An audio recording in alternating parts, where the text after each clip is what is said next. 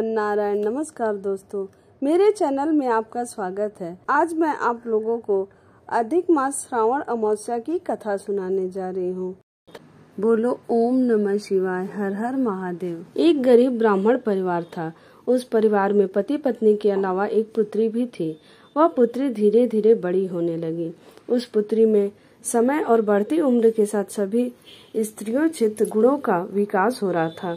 वह लड़की सुंदर, संस्कारवान एवं गुणवान थी, किंतु गरीब होने के कारण उसका विवाह नहीं हो पा रहा था। एक दिन उस ब्राह्मण के घर एक साधु महाराज पधारे। वो इस कन्या के स्वभाव सेवा भाव से काफी प्रसन्न हुए। कन्या को लंबी आयु का आशीर्वाद देते हुए साधु ने कहा कि इस कन्या की हथेली में विवाह योग्य रेखा नहीं है। तब ब्राह्मण दंपति ने साधु से उपाय पूछा कि कन्या ऐसा क्या करे कि उसके हाथ में विवाह योग बन जाए। साधु ने कुछ देर विचार करने के बाद अपनी अंतर्दृष्टि से ध्यान करके बताया कि कुछ दूरी पर एक गांव में सोना नाम की धोबिन जाति की एक महिला अपने बेटे और बहू के साथ रहती है, जो बहुत ही आचार विचार और संस्कार संपन्न तथा पति परायण है। यदि वह कन्या उसकी सेवा करे और वह महिला इसकी शादी में अपने मांग का सिंदूर लगा दे, उसके बाद इस कन्या का विवाह हो तो इस कन्या का वैधव्य योग मिट सकता है। साधु ने यह भी बताया कि वह महिला कहीं आती जाती नहीं है। यह बात सुनकर ब्राह्मणी ने अपनी बेटी से धोबिन की सेवा करने की बात कही। अगले दिन कन्या प्रातः काल ही उठकर सोना धोबिन के घर जाकर साफ सफाई और अन्य सारे काम करके अपने घर वापस आ जाती।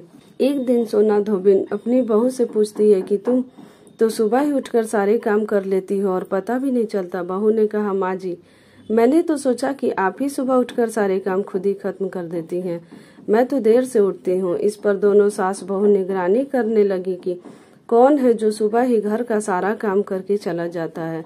कुछ दिनों के बाद धोबिन ने देखा कि एक कन्या मुंह अंधेरे घर में आती है और सारे काम करने के बाद चली जाती है। जब वह जाने लगी तो सोना धोबिन उसके पैरों पर गिर पड़ी। पूछने लगी कि आप कौन हैं और इस तरह छुपकर मेरे घर की चाकरी क्यों करती हैं। तब कन्या ने साधु द्वारा कही गई सारी बात बताई। सोना धोबिन पति परायण थी, उसमें तेज था, वह तैयार हो गई। सोना धोबिन के पति थोड़ा अस्वस्थ थे। उसने अपनी बहू से अपने लौट आने तक घर पर ही रहने को कहा। सोना धोबिन ने जैसे ही अपने मांग का सिंदूर उस कन्या की मांग में लगाया, उसका पति मर गया। उसे इस बात का पता चल गया। वह घर से निराजल ही चली थी। वह यह सोचकर कि रास्ते में कहीं पीपल का पेड़ मिलेगा तो उसे भौरी देकर और उसकी परिक्रमा करके ही जल ग्रहण करेगी। उस दिन सोमवती अमावस्या थी। ब्राह्मण के घर मिले पुए पकवान की जगह उसने ईंट के टुकड़ों से 108 बार भौरी देकर 108 बार पीपल के पेड़ की परिक्रमा की और उसके बाद जल ग्रहण किया। ऐसा करते ही उसके पति के मुर्दा शरीर में वापस जान आ गई। धोबिन का पति वापस जीवित हो उठा। इसलिए सोमवती अमावस्या के दिन से शुरू करके जो व्यक्ति हर अमावस्या के दिन भौरी देता है, उसके सुख और सौभाग्य में वृद्धि होती है। पीपल के पेड़ में सभी देवों का वास होता है। अतः जो व्यक्ति हर अमावस्या को न कर सके तो वह सोमवार को पड़ने वाली अमावस्या के दिन 108 वस्तुओं की भौरी देकर सोना धोबिन और गौरी गणेश का पूजन करता है, उसे अखंड सौभाग्य की प्राप्ति होती है।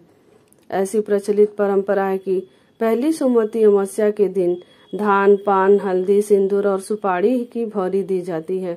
उसके बाद की सोमवती अमावस्या को अपने सामर्थ्य के हिसाब से फल, मिठाई, सुहाग सामग्री, खाने की सामग्री इत्यादि की भौरी दी जाती है और फिर भौरी पर चढ़ाया गया सामान किसी सुपात्र ब्राह्मण, ननद या भांजे को दिया जाता है।